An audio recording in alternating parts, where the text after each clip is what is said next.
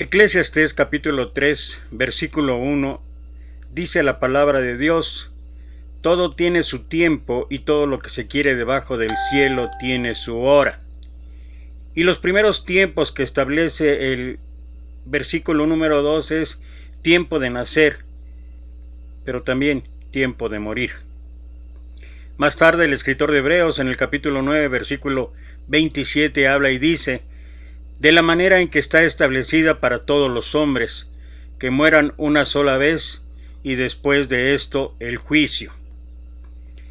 Según esto, todos nosotros, sin excepción, llegará el día en que enfrentemos este proceso, en que encontremos o nos veamos cara a cara ante la muerte de manera personal, pero tal vez, si esto es lo más difícil, veamos la muerte a través del fallecimiento de un ser querido. Y de esto quiero compartirte el día de hoy. Cerca de ti, Señor, quiero morar. Tu grande y tierno amor quiero gozar. Llena mi pobre ser, limpia mi corazón, hazme tu rostro ver en comunión. Pasos inciertos doy, el sol se va, mas si contigo estoy, no temo ya. Himnos de gratitud ferviente cantaré, y fiel a ti, Jesús, siempre seré. Día feliz veré, creyendo en ti, en que yo habitaré cerca de ti. Mi voz alabará tu dulce nombre allí, y mi alma gozará cerca de ti.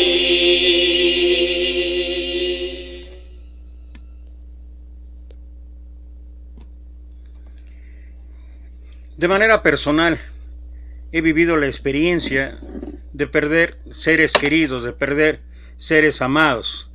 Tenía yo escasamente 22 años, no había conocido la Escritura, no era yo cristiano, y perdí a mi mamá. Fue algo terrible, difícil. Si bien es cierto que tenía yo ya mi esposa y una de mis hijas, de todas maneras, el dolor que se pasa, el dolor que se tiene, no es comparable en muchos sentidos a nada que se le parezca. Más tarde, ya conociendo la Escritura, incluso trabajando ya como ministro en la obra de Dios, perdí a mi padre. E igual fue sumamente doloroso el estar ahí y estar compartiendo la palabra de Dios. No fue de todas maneras fácil. Y ¿sabes por qué? Porque en momentos así, es difícil encontrar palabras adecuadas, palabras que puedan traer esperanza, palabras que puedan traer fortaleza, palabras que te puedan ayudar a entender el porqué de ese proceso. Y como dije antes, a pesar de que era yo ya cristiano y que trabajaba ya como ministro, como predicaba y todo, de todas maneras no es fácil. Me gustaría primero, ¿qué es lo que dice la Biblia sobre la muerte? La Biblia habla de la muerte como un sueño, se refiere a resurrecciones, se refiere al alma, habla del espíritu en la muerte y habla también de inmortalidad. Primero, la muerte es como un sueño. En Juan capítulo 11, versículo 11 al 14, Jesús compara la muerte con un sueño. Dicho esto, les dijo después: nuestro amigo Lázaro duerme, mas voy para despertarle. Dijeron entonces sus discípulos: Señor, si duerme sanará. Pero Jesús decía esto de la muerte de Lázaro, y ellos pensaron que hablaba del reposar del sueño. Entonces Jesús les dijo claramente: Lázaro ha muerto. La Biblia compara la muerte con un sueño más de 50 veces. Se nos dice en 1 Tesalonicenses 4:15 al 16 que aquellos que duermen en Jesús resucitarán en su segunda venida, por lo cual os decimos esto en palabra del Señor, que nosotros que vivimos, que habremos quedado hasta la venida del Señor, no precederemos a los que durmieron, porque el Señor mismo, con voz de mando, con voz de arcángel y con trompeta de Dios, descenderá del cielo, y los muertos en Cristo resucitarán primero. Habla también acerca de resurrecciones. Hay dos resurrecciones, una para vida y otra para condenación o muerte eterna. Juan 5, 28 y 29 dice: no os maravilléis de esto, porque vendrá la hora cuando todos los que están en los sepulcros oirán su voz, y los que hicieron lo bueno saldrán a resurrección de vida, mas los que hicieron lo malo a resurrección de condenación. Génesis 2:7 registra la creación del hombre en el principio. Entonces Jehová Dios formó el hombre del polvo de la tierra y sopló en su nariz aliento de vida, y fue el hombre un ser viviente. Dios no puso un alma dentro de un hombre. Es como una ecuación: polvo más aliento de vida es igual a ser viviente. Si tú estuvieras por hacer una caja de madera, podrías decir tablas más clavos es igual a una caja de madera. Tomas un par de tablas de madera y clavos, los ensamblas y obtienes la caja. Si tomas los elementos por separado, quitando los clavos de las tablas y colocas los clavos en un montón y las tablas en una pila, ¿qué sucede? Simplemente deja de ser una caja hasta que la vuelvas a armar y clavar. Así es como funciona la muerte. Quitas el aliento, esa chispa de vida que proviene de Dios, y el cuerpo vuelve al polvo o a veces a las cenizas en el caso de algunos que creman. ¿Qué sucede con el alma? Simplemente deja de ser hasta que Dios venga en la resurrección y coloque los elementos todos juntos nuevamente. En ese momento el polvo y el aliento de vida son reunidos y entonces tienes una vida, un ser viviente o un alma viviente nuevamente. El intervalo entre la muerte y la resurrección está descrito en la Biblia como un sueño. No hay conciencia de lo que está pasando o del tiempo que pasa. Morir es como ir a dormir y tu próximo pensamiento consciente, que parecerá como el próximo momento, es cuando Dios nos resucite y nos dé vida otra vez de vuelta. Alma y espíritu en la muerte. Eclesiastés 12:7 dice que el cuerpo vuelve al polvo y el espíritu o aliento de vida vuelve a Dios. Job 27:3 nos dice que el espíritu es lo mismo que el hálito de vida de Dios o su poder. Salmo 146:4 dice: pues sale su aliento y vuelve a la tierra, en ese mismo día perecen sus pensamientos. Los muertos no alaban a Dios. Esto lo podemos encontrar en el Salmo 115, versículo 17. Los muertos nada saben. Eclesiastés capítulo 9, versículo 5 dice: porque los que viven saben que han de morir, pero los muertos nada saben, ni tienen más paga, porque su memoria es puesta en olvido. En cuanto a la inmortalidad, los seres humanos no tienen inmortalidad, solamente Dios. Es lo que podemos ver en 1 Timoteo capítulo 6, versículo 16.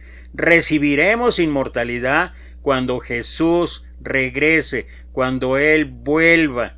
Cuando Jesús venga, entonces la recompensa de vida eterna vendrá con Él. Esto es lo que menciona el libro de Apocalipsis capítulo 22, versículo 12.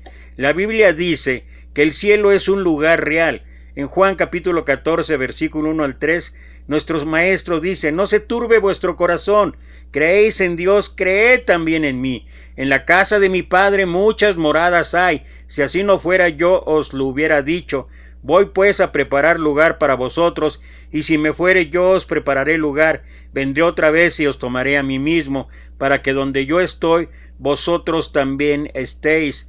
Dios nos proveerá de inmortalidad. Filipenses 3:21 y 1 Corintios 15:51 al 54.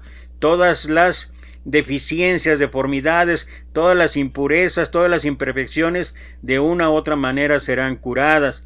Y bueno, esto es parte de la esperanza que podemos tener con nosotros. Dios mismo estará con nosotros y será nuestro Dios. Nosotros serviremos con todo amor a nuestro Dios por siempre y gozaremos de la más estrecha relación con Él. Esto es lo que habla el libro de Apocalipsis, capítulo 22, versículo 3 y 4. Ahora bien, puedes tú ver todavía una gran cantidad más de textos, versículos que hablan en torno a este proceso que llamamos muerte. Podemos encontrar muchos ejemplos de gente que murieron, de gente que pasó como el rey Ezequías, que fue avisado de poner en orden su casa porque iba a morir. Y luego tú conoces la historia, cómo él oró y rogó y Dios le concedió misericordia y pudo vivir más tiempo. Y hay una serie de situaciones, pero específicamente hablando de la situación que uno tiene, que priva en el ser humano, que tiene que pasar el ser humano cuando ocurre un deceso, sobre todo de un familiar, un ser querido, y aún de amigos o hermanos en la fe. Yo estoy de verdad, no sé, sorprendido, absorto, terriblemente confundido en la actitud de algunos ante este problema que estamos pasando de la pandemia, y cómo es la manera tan infantil, porque no se me hace de otra manera, la manera, no quiero hablar de ignorancia porque sería casi como ofenderlos, pero cómo es posible que este proceso que estamos viviendo lo tomemos tan a la ligera y pensemos que no pasa nada. Y siempre que hablo al respecto con esta situación me duele porque he visto muchos hermanos en la fe morir. Pero ¿qué pasa? ¿Qué pasa cuando alguno de nosotros tiene que enfrentar la muerte de una persona querida? Los miedos con los que naturalmente luchamos cuando nos vemos frente a la muerte se vuelven especialmente dolorosos cuando un ser querido muere. La soledad y el sentimiento de pérdida pueden ser dominantes. La única solución para la angustia causada por la separación de una persona amada es el consuelo que solamente nuestro Maestro, solamente nuestro Señor Jesucristo puede traer a nuestra vida. Si bien es cierto que ya hemos analizado qué es lo que pasa y todo el proceso, recuerda que nuestros seres queridos están durmiendo y que nuestros amados que descansan serán resucitados por Jesús en la resurrección para la vida cuando Él venga. Dios está planeando algunas reuniones maravillosas, los hijos serán devueltos a sus padres. Podemos imaginar una serie de situaciones independientemente de la interpretación que cada uno le quiere dar o el sentido que cada uno pueda darle a todo lo que dice la Escritura. Las separaciones crueles de la vida terminarán. La muerte fue destruido por la victoria. Es lo que habla Pablo en primera carta a los Corintios, capítulo 15, versículo 54. Algunos encuentran tan dolorosa la separación de sus amados que murieron, que intentan hacer contacto con ellos a través de medios espiritualistas o personas de la nueva era que se denominan canales de comunicación con los espíritus. La Biblia nos da un aviso muy especial sobre los intentos de aliviar el dolor de la muerte de esta manera, y esto es algo que debemos estar atentos, porque si bien es cierto que somos cristianos, que creemos en la Biblia, toda la palabra de Dios, también es cierto que nuestra debilidad humana, nuestros sentimientos, y que todos pasamos y que todos tenemos, porque podamos tener mucho conocimiento, no podamos tener mucho, lo cierto es que seguimos siendo seres emocionales, seres sentimentales, y la verdad que a veces eso nos gana. Y si os dijeren, preguntad a los encantadores y a los adivinos que susurran hablando, responded, ¿no consultará el pueblo a su Dios? ¿Consultará a los muertos por los vivos? Isaías capítulo 8, versículo 19. La Biblia revela claramente que los muertos no tienen conciencia de nada. La verdadera solución a la angustia causada por la separación de las personas amadas es el consuelo que solamente nuestro Señor Jesucristo puede dar. Pasar tiempo comunicándonos con Cristo es la manera más sana para crecer durante los momentos de aflicción. Recuerda siempre que la próxima impresión consciente para los que mueren en Cristo será el sonido de la trompeta, y esto es lo que nos debe alentar, esto es lo que nos debe animar, esto es lo que nos debe consolar y esto es lo que nos debe fortalecer. Pero estoy hablando que de una u otra manera, de todas maneras, es un camino difícil. El caminar por el valle de sombra de muerte es lo más terrible, es lo más difícil. Pero, si bien es cierto que hay una gran esperanza de que la próxima impresión consciente para los que mueren en Cristo será el sonido de la trompeta en la segunda venida de Cristo, cuando todos los muertos resuciten. Enfrentando sin miedo a la muerte nos roba prácticamente todo, pero una cosa que ella no nos puede quitar es la confianza en Cristo. Es la confianza en Dios, es saber que Dios está en el control, es saber que sus caminos son inescrutables. A veces no entendemos por qué pasan las cosas que suceden, y sobre todo cuando tenemos que perder a alguien que es cercano a Dios, alguien que ha seguido a Dios, alguien que ha servido a Dios. Qué difícil es poder entender esto. Cristo puede poner todo de nuevo a su lugar. La muerte no reinará en este mundo para siempre. El diablo, los impíos, la muerte y la tumba perecerán en el lago de fuego, que es la segunda muerte, según Apocalipsis capítulo 20, versículo 14. A continuación, permíteme compartir algunas sugerencias sencillas para afrontar este proceso, esta situación que podamos enfrentar cada uno de nosotros. Número 1. Vive una vida confiando plenamente en la esperanza que Cristo da. Así estarás listo para morir en cualquier momento. A través del poder del Espíritu Santo, sé obediente a los mandamientos de Dios. Así estarás preparado para la segunda venida. A partir de ese gran día la muerte ya no existirá. Tercero, piensa en la muerte como un corto tiempo de sueño, del cual será despertado por la voz de Jesús cuando Él venga por segunda vez. Y finalmente, aprecia la certeza que Jesús nos da de que tendremos un lugar celestial con Él por toda la eternidad. Y yo sé que muchos de nosotros, como yo propiamente, a pesar de lo que acabo de expresar, he pensado y he expresado y lo acabo de decir, que aún así, aún sabiendo, aún conociendo, aún viendo la realidad de que Dios está en el control, de que aunque sean inescrutables sus caminos, uno puede entender que sus planes, sus pensamientos son perfectos y que todo lo que tenga para nosotros tiene su razón de ser. De todas maneras, como seres humanos, nos duele, nos lastima, lloramos. Esto que estoy hablando y que estoy compartiendo es, vamos a decir, de alguna forma o de alguna manera, por tratar de encontrar una palabra para tal proceso, es teoría. Pero ya en la práctica te digo una cosa, qué difícil es. Es una situación difícil. Solamente quienes han pasado o hemos pasado situaciones extremas en la muerte de seres queridos podemos imaginar o podemos recordar los tiempos tan difíciles, tan duros. Dios se ha encargado de traer consuelo, sí. Dios se encarga de traer fortaleza, sí. Pero estoy hablando de este momento, de este preciso momento en que ocurre, en que sucede, en donde toda nuestra humanidad sale a flote. En el versículo más pequeño de la Biblia, Jesús Jesús lloró? Uno se pregunta, y hay miles de conjeturas, hay miles de explicaciones, y hay miles de cosas que los eruditos han dicho del por qué lloró Jesús. Lo único que sé es que Jesús lloró. La parte emocional, la parte sentimental de Jesús, la parte humana de Jesús, se estaba condoliendo al ver el dolor tan extremo que estaban pasando todos ellos. Él sabía que iba a resucitar a Lázaro, él sabía que iba con un simple llamado, Lázaro iba a volver a la vida,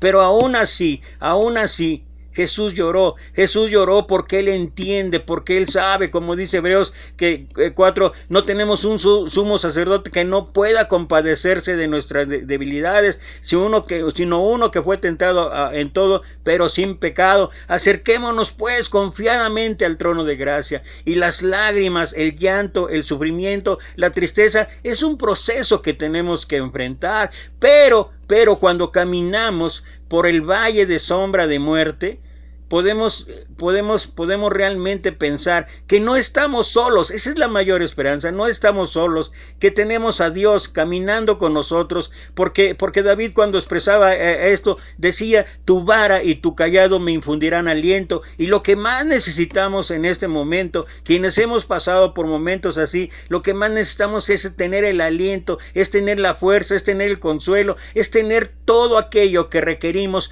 para seguir adelante, para aceptar los planes de Dios, pero no es un proceso fácil. La verdad bíblica libera a personas que tienen miedo a la muerte, porque revela a Jesús, el único que ni siquiera la muerte ha logrado vencer. Cuando Jesús entra en nuestra vida, Él hace sentir que nuestro corazón se vea inundado de paz. La paz os dejo, mi paz os doy. Yo no os la doy como el mundo la da. No se turbe vuestro corazón, ni tenga miedo. Es lo que habla Juan en el capítulo 14, versículo 27. Jesús también nos ayuda a lidiar con la tragedia de perder a alguien muy querido. Jesús caminó por el valle de la sombra de muerte. Él conoce las densas tinieblas que tenemos que atravesar. Así que por cuanto los hijos participaron de carne y sangre, Él también participó de lo mismo para destruir por medio de la muerte al que tenía el imperio de la muerte, esto es, al diablo, y librar a todos los que por el temor de la muerte estaban durante toda la vida sujetas a servidumbre. Esto es lo que habla el libro de Hebreos capítulo 2, versículo 14 y 15.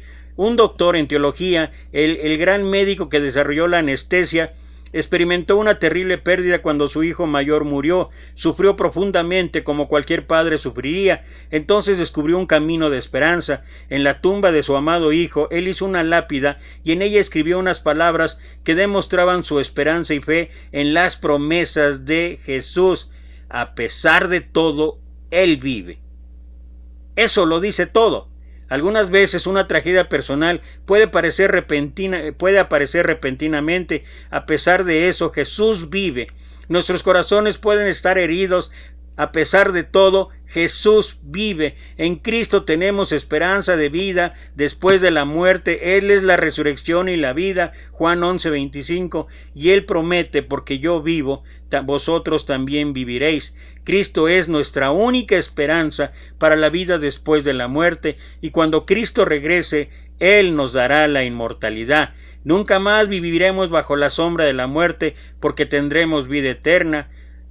Has descubierto en tu vida la realidad de esa gran esperanza que nos ayuda a enfrentar los momentos más difíciles. Si aún no aceptaste a Jesús, si aún no has buscado a Jesús, si aún no has llevado el proceso de lo que significa ser un hijo de Dios, un proceso de salvación, ¿por qué no te decides? ¿Por qué no oyes? ¿Por qué no crees? ¿Por qué no te arrepientes? ¿Por qué no confiesas? ¿Y por qué no eres bautizado? Para que recibas el Espíritu Santo y para que puedas empezar a vivir de una manera totalmente diferente. No es garantía de que no tengas dolor, sufrimiento o tristeza, o que tengas que pasar con lo que estamos ahorita hablando con respecto a la muerte, pero estoy seguro que con Jesús a nuestro lado, con Jesús a tu lado, esto lo puedes superar, y cada uno de nosotros tiene esa oportunidad, esa grandiosa oportunidad que solamente el Señor nos puede dar, que solamente el Señor puede traer a nuestra vida, y que solamente el Señor tiene la respuesta y tiene lo que realmente necesitamos o requerimos para poder seguir adelante. Después, durante mi vida ministerial, he tenido la experiencia de estar en varios lugares donde he tenido que participar a través de una oración, a través de un mensaje, el traer de alguna manera un consuelo o palabras de aliento a personas. Y como ya me mencioné antes, es muy difícil. Para mí ha sido siempre muy difícil, es muy difícil. Hay ocasiones en que el llanto, hay ocasiones en que la tristeza, hay ocasiones en que la depresión y el sufrimiento es tan intenso en los familiares que no hay palabras, no salen de mi pensamiento. Al menos estoy hablando de mí, no salen de mi pensamiento palabras. Puedo pensar en muchos textos, puedo pensar en muchos pasajes, pero es muy difícil. Pero sí por lo menos, cada vez que ocurre una cosa así, siempre pienso por lo menos dos o tres cosas que están ahí en la Escritura que me dan luz a reflexionar, no de la persona que falleció, no de la persona que se fue. Me da de qué reflexionar acerca de lo que todavía los que vivimos, todavía los que quedamos, cómo podemos, en el caso de un familiar directo, cómo podemos superar esos momentos de aflicción, esos momentos terribles de sufrimiento, de tristeza, esos momentos en que te ves inundado totalmente, te ves agotado, sin fuerzas, y clamas a Dios y sientes que no hay respuesta en ninguna manera. Pero me encanta primero reflexionar y saber lo que escribió David en el Salmo 39, versículos 4-6, donde él dice: hazme saber, Jehová, mi fin, y cuánto sea la medida de mis días. Sepa yo cuán frágil soy. Aquí diste a mi vida término corto, y mi edad es como nada delante de ti. Y me voy a detener ahí, versículos 4 y 5. ¿Por qué? Porque esto que escribe David nos hace ver que la vida es breve, que la vida es, como Santiago después escribió, es neblina.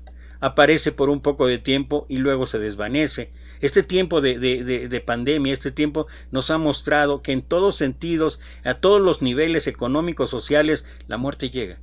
Y es difícil a veces superar. Y lo que deberíamos hacer nosotros es estar reconsiderando, como lo que compartí en la reflexión, de decir: ¿cómo está mi relación con Dios?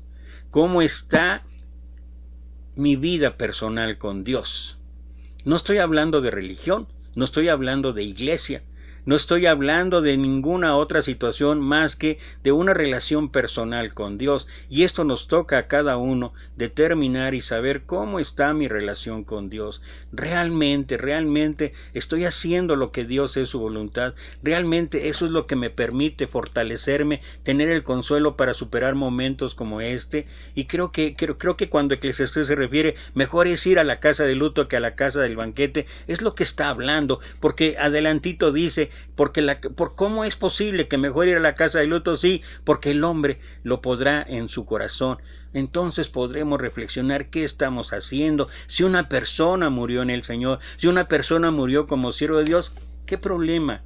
¿Qué problema en cuanto a esa persona? Esa persona ya cumplió, ya está, ya es la voluntad de Dios. Pero el asunto es para los que estamos aquí y sobre todo para los familiares. El asunto es cómo sobrevivimos al dolor, cómo encontramos las palabras adecuadas, cómo encontramos una situación en la cual nosotros podamos llevar esperanza. Y yo creo que eso es parte de lo que el apóstol Pablo estaba imaginando o estaba pensando cuando él escribió en la segunda carta de los Corintios, capítulo 1, versículo 3: bendito sea el Dios y Padre de nuestro Señor Jesucristo, Padre de misericordias y Dios de toda consolación, el cual nos consuela en todas nuestras tribulaciones, para que podamos también nosotros consolar a los que están en cualquier tribulación por medio de la consolación con que nosotros somos consolados por Dios. Yo creo que una de las formas, una de las maneras, si bien he dicho que no hay palabras, es simplemente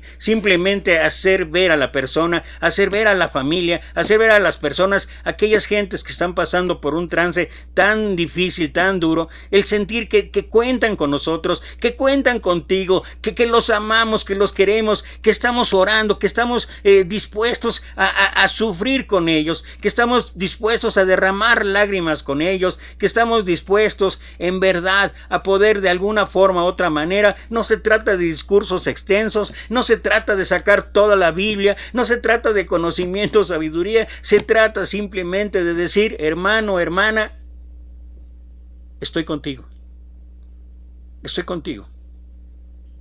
porque quien realmente va a traer el consuelo, la fortaleza, es Dios, es Cristo. Y es la única manera, es la única forma en que nosotros podemos colaborar, podemos ser partícipe.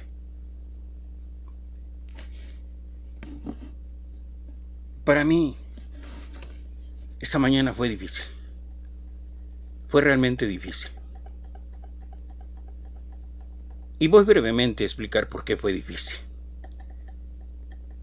Hace algunos, 3-4 meses, empecé a tener, a través de las publicaciones, contacto con un hermano.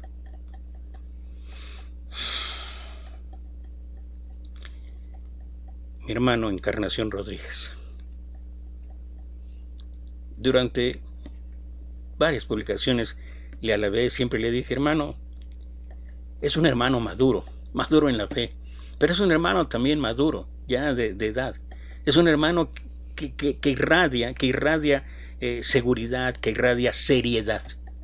Porque hay hermanos también así muy grandes que no irradian nada de seriedad. Y luego sus comentarios dejan mucho que desear. Pero este hermano, no sé, de alguna manera me llamaba la atención, pero no hacía más que darle un like a sus publicaciones o él darle un like a mis publicaciones. Y solamente así nos comunicábamos, a veces en comentarios a terceros. Yo lo veía y lo veía con sus comentarios siempre positivos, siempre edificantes.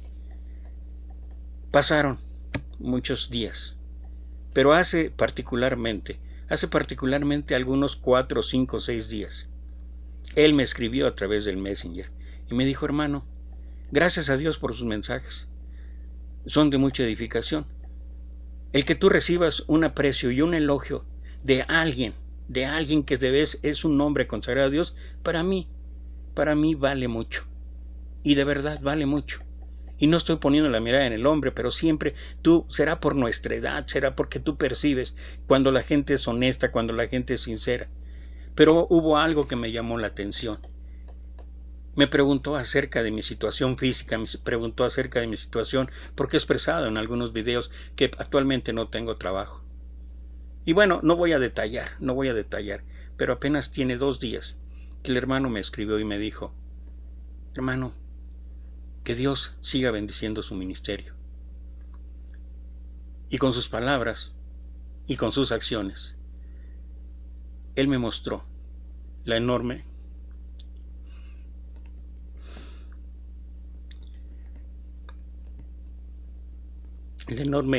generosidad de su corazón, de su vida. Y no es exactamente porque me haya dado algo. No, es que yo no entendía. Yo le decía a mi esposa: ¿cómo es posible?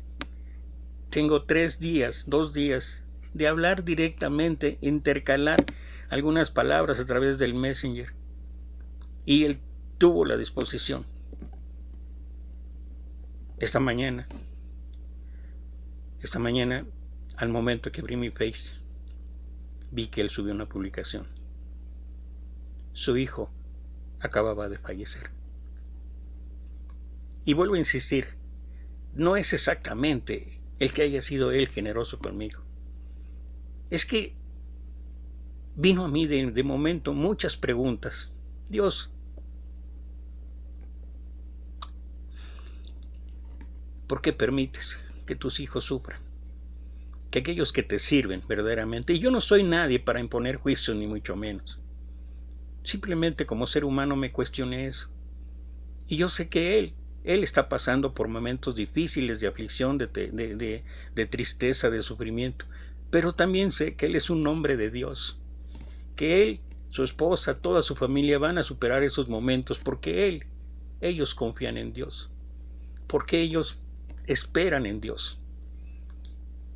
Y créeme, hermano, que he pasado buena parte de la mañana y por eso quise subir este mensaje. No estaba en los planes, pero lo hago no como un homenaje ni como nada tiene que ver, porque todo lo que puedo decir tú lo puedes hablar y decir 1000 veces mejor, porque sé que eres un hombre de Dios. Solamente quería hacerte sentir, hermano, que he estado orando desde el momento en que me enteré la noticia. Junto con mi esposa hemos estado orando porque Dios traiga consuelo, porque Dios traiga fortaleza, porque en este momento que estás iniciando el caminar por la sombra de valle de muerte, yo sé que Dios va a estar contigo y que Él te va a infundir aliento. Hermano, siento mucho, lamento mucho la pérdida de tu hijo, pero también sé que tu hijo murió en el Señor. Y esa es la esperanza en cuanto a Él. Pero en cuanto a ustedes, yo espero que Dios traiga toda la consuelo, toda la fortaleza, hermano. Y que sabes que incondicionalmente, hasta acá, hasta la ciudad de Puebla, cuentas con alguien en nuestras oraciones, con nosotros. Y yo estaré orando, hermano, personalmente, para que Dios te siga haciendo, siga continuando esa obra inmensa que ha iniciado en ti y que te hace ser verdaderamente un hijo de Dios. Que Dios te bendiga, hermano, y seguiremos en contacto. Estoy orando mucho por ti, hermano, y por toda tu familia. Hasta pronto.